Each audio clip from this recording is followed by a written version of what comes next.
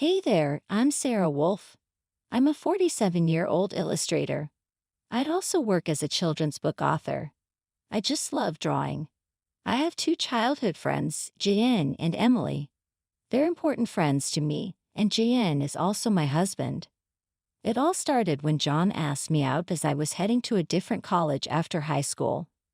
I was surprised. I thought he was into Emily, but I couldn't say no to a confession from John, whom I had secretly liked.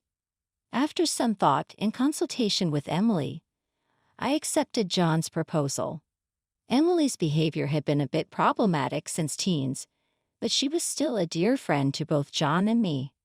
However, Emily had a tendency to snatch other people's boyfriends and then dump them once they became obsessed with her, causing problems time and again. Her parents were concerned, so John and I often spent time with her to watch over her. John and I got married when we were 25. 4 years later, Emily brought her fiancé into our lives. His name was George, a professional working for a top-tier company. Nice to meet you, Sarah and John. I've heard so much about you, looking forward to our future together. George was very polite, and we all got along immediately. We would get together during holidays and vacations, taking trips or going on long train rides to enjoy some drinks. However, things started falling apart after Emily got pregnant 2 years into her marriage. John and I originally had many siblings, so there was no worry about having children. Both of us loved kids but weren't keen on actively caring for them. Besides, we loved our freedom to travel and enjoy drinks. We often found it heartwarming to see families with children, but it was never more or less than that. When Emily announced her pregnancy, John's attitude started to change. He quit smoking because Emily said she couldn't stand the smell and even offered to drive her to doctor's appointments using his vacation days. I warned him George might get upset if you're always with Emily, but John argued back, "You have work, don't you? She's our childhood friend, and she's reaching out for help." "You're heartless," I said. "I've been buying things and helping where I can, but going with her to the obstetrician is crossing the line." When I said that, John frowned, and then he glared at me. "Why?" "Because Emily wants it, right? She says she's anxious about the checkup. I can't just let her go alone if she's anxious." All the more reason for George to go with her, right? If you go with her every time, it's almost like you're the father of the baby in her belly. John, jealous. "You're not going to get pregnant anyway, so what's the problem?" He didn't take my concerns seriously and instead started to snap, saying I was being annoying. We had hardly ever had a fight during our marriage, but things changed when Emily got pregnant. Our arguments increased, and that didn't change even after Emily gave birth. In fact, Jan started spending even more time with Emily and their child, Emma. But when Emma was 6, an incident occurred. It had to do with the attendees of Emma's graduation ceremonies. The day before the graduation, John suddenly started rummaging through the closet. "John, what are you doing?" "Have a meeting tomorrow." John's workplace had a casual dress code, but there was a rule to wear a suit during client meetings, so he always kept a few suits ready. But they were all thrown on the bed. "Now, no, just trying to decide what to wear for the graduation ceremony." "What? You're seriously thinking of attending the graduation?" "Yeah, George can't make it." Emily asked me. "Wait, that's absurd." No matter how you look at it. Inadvertently raised my voice in denial. Immediately, John's face turned sour. I knew he occasionally picked Emma up from kindergarten, and I had done so myself when asked. Yet it was nonsensical for a childhood friend who wasn't even a biological parent to attend a graduation ceremony. "What, you still doubt me and Emily?" "I'm disappointed that you can't even help out." "That's not the point anyway. I'm attending the graduation tomorrow, so iron a shirt properly." John said that and abruptly ended the conversation, leaving me behind and going to the bedroom. I had no choice but to call Emily. "Hello, Emily, about tomorrow." Sorry about tomorrow. I'm borrowing John, but won't George be upset about the graduation attendance?" "Sarah, what are you talking about?" Obviously, I haven't told George that the graduation is tomorrow. I'll tell him after the ceremony. I was shocked to learn that George didn't know about the graduation schedule. Upon further questioning, it seemed that Emily hadn't informed George about any of the kindergarten events so far, and John had been acting as the father at the kindergarten, which made me dizzy with its selfishness. Wait a minute, Emily, isn't that extremely unreasonable? It's disrespectful to George, and just because he's a childhood friend. What's wrong, Sarah? You're scary. Well, see you tomorrow. Wait, Emily. I was trembling with anger at Emily, who unilaterally hung up the phone. Still, in the end, I ironed a shirt, prepared a tie, and the next morning saw John off to Emma's graduation ceremony. Since then, Emily and John started going out more frequently, from once a month to once a week, and then to 3 times a week. Eventually, even George seemed to have some suspicions. And one day, while John and Emily were out, he visited our house alone. I'm sorry for visiting you late at night. There's something that's been bothering me. Is it about the two of them? Yes, I would like you to take a look at this. George showed me the GPS history he had installed in Emily's car. It showed that she had been staying at a hotel 3 times a week. All of those days she was out with Jan. And just by looking at George's face, I understood what that meant. What do you want to do, George? I want to take revenge on those two. Me too. I can't forgive them for betraying us after all this time. We started planning our revenge on them secretly.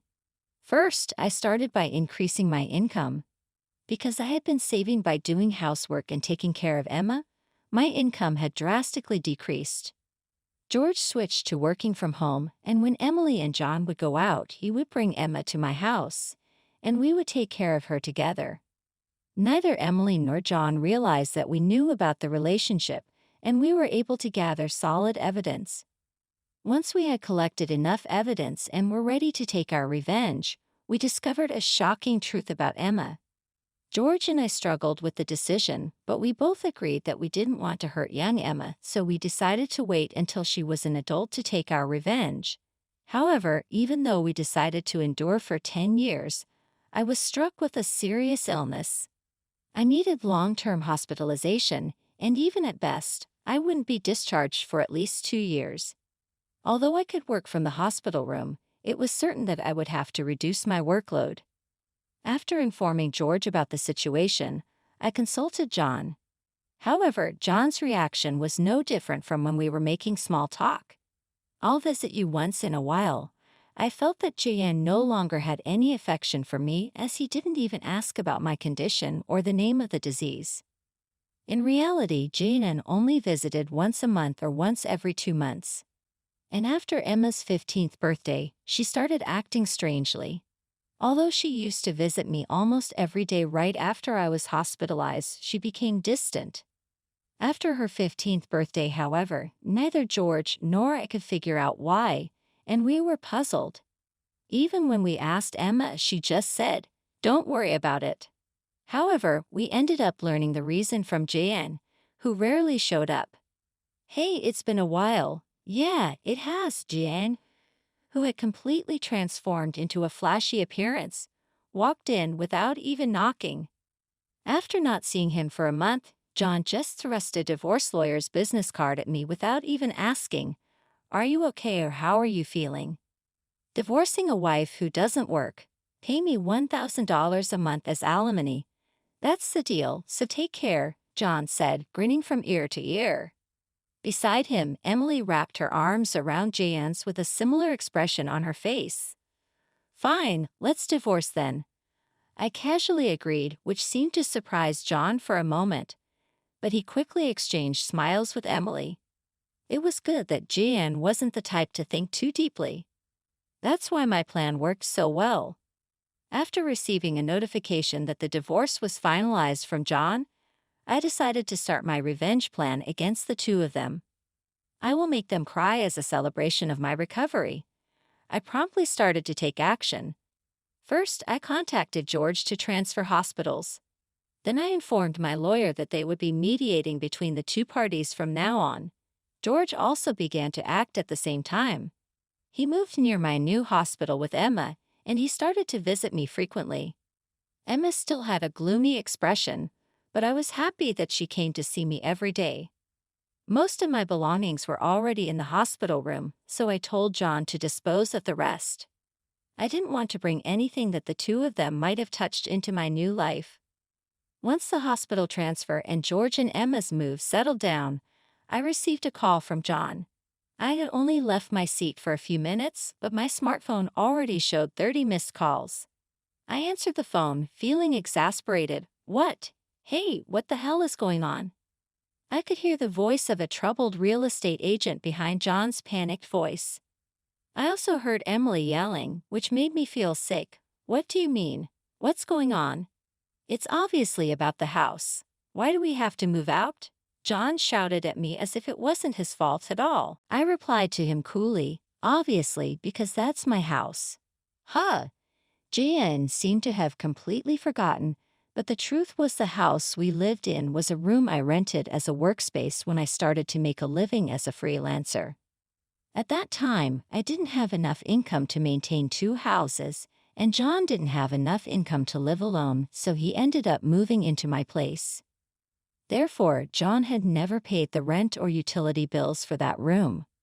Although I received some money from him for living expenses, it wasn't enough to maintain the place. Unfortunately, that room was already canceled. It was far from the hospital I transferred to, so I had processed the cancellation the day after submitting the divorce papers. I didn't inform him because the real estate agent who knew the situation said they would contact him. George and Emma suddenly disappeared, and our house was sold. What are we going to do about our new house? I don't know, maybe stay in a business hotel for now. As I turned on the speaker and started working, Jan yelled in frustration, "Don't screw with me." However, he seemed to remember something and started speaking in a more soothing tone. Well, whatever. When will you transfer the money? We're running low on cash. What are you talking about? Huh, don't mess around. I told you to pay $11,000, didn't I? Oh, I don't recall agreeing to that. My nonchalant response was met with incoherent screaming from John on the other end of the phone. Apparently, he thought he could get money from me and had been squandering it. Even if he had $11,000 left, how did he plan to get by for the rest of the month? Hey, don't just stay silent, say something. There's really nothing to talk about. My retort left John momentarily dumbfounded, but he soon started yelling again, growing increasingly annoyed. I addressed John in as cheerful a tone as I could muster. Anyway, we're basically strangers now, so please don't contact me anymore. You'll hear from my lawyer. Huh, lawyer? Hey, wait a minute. I hounded up without listening to John's response. He tried calling back several times, but I ignored it, and eventually, the calls stopped. However, angry that I didn't answer, John started ignoring calls from my lawyer. He certainly had a childish side, but I never imagined he'd be the kind of person who didn't mind causing trouble for others. I sighed deeply at John's selfishness. A few months later, after a temporary discharge from the hospital, I visited John's parents' house. In front of me were Jan and Emily, both looking small and trembling. You telling my parents is a low blow, John said. Oh, I just reported that we got divorced, I said. John glared at me in response to my answer, but he shrank back under his father's stern gaze. Actually, I had a great relationship with my in-laws, even visiting and dining with them when John wasn't around.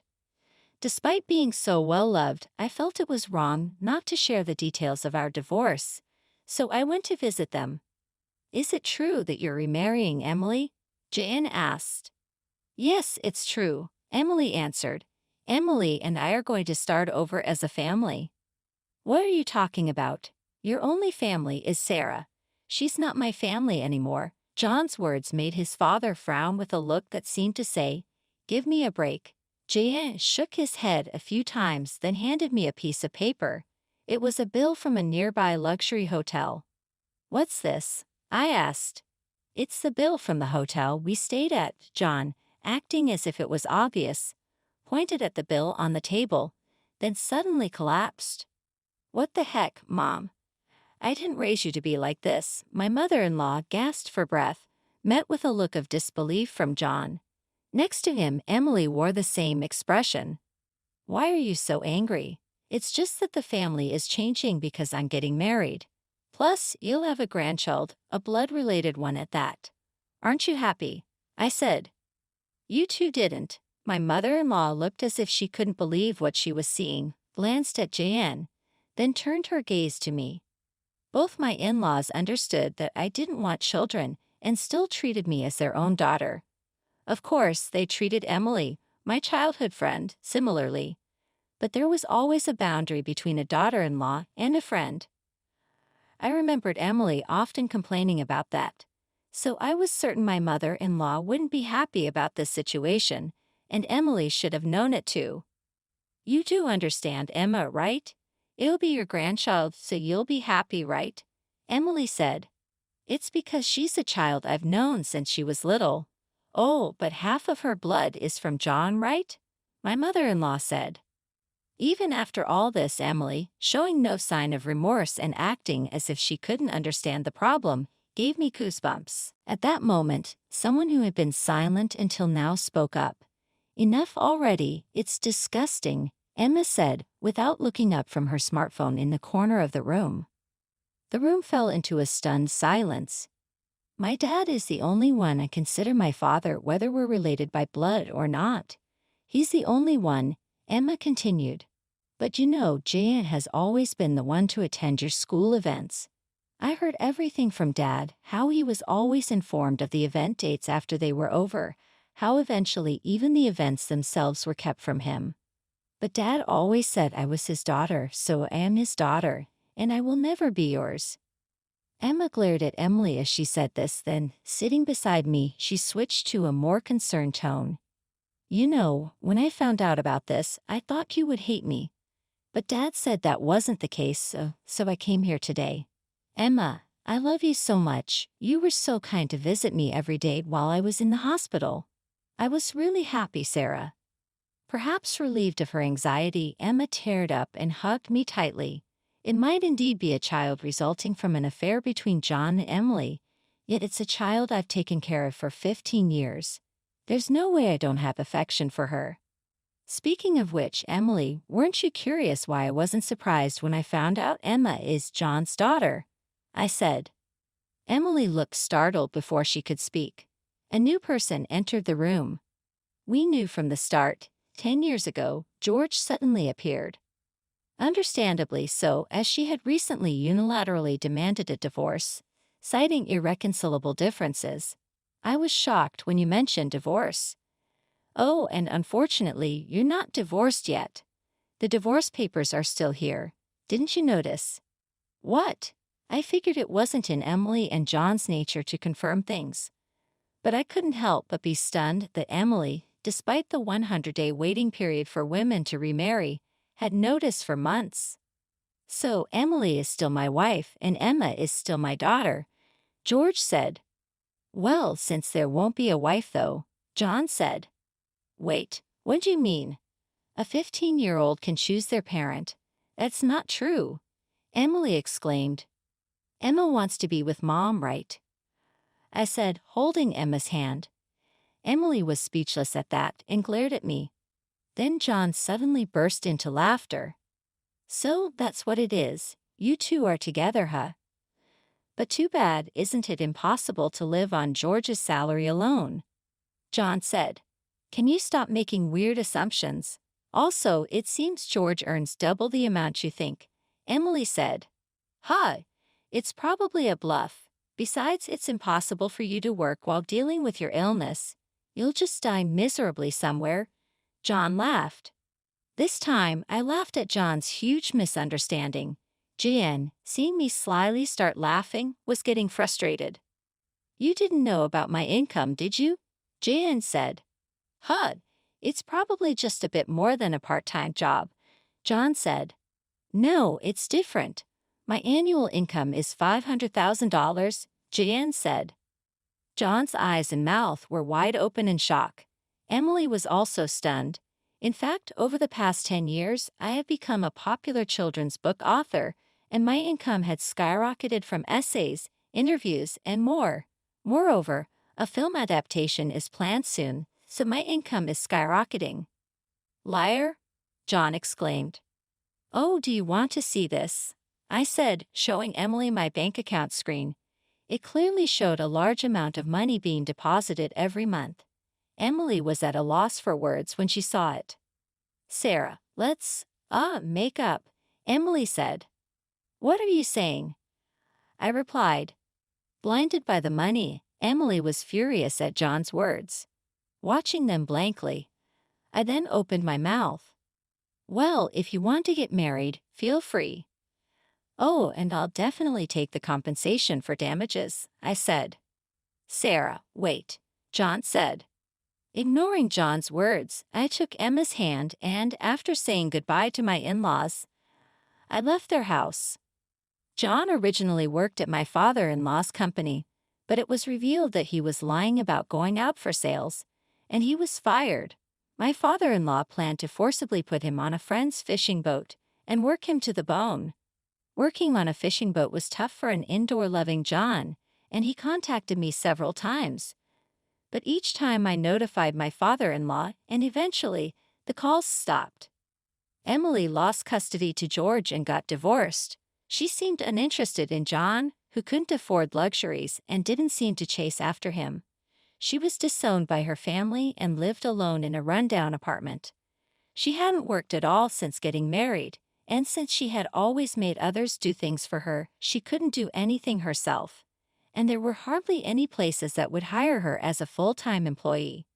Still, she had to pay for her living expenses and child support, so she worked multiple part-time jobs and barely made ends meet. After entering high school, Emma worked hard every day to study abroad and go to a prestigious university overseas. Being originally diligent, her dream is to translate my picture books and deliver them to children all over the world, which makes me happy.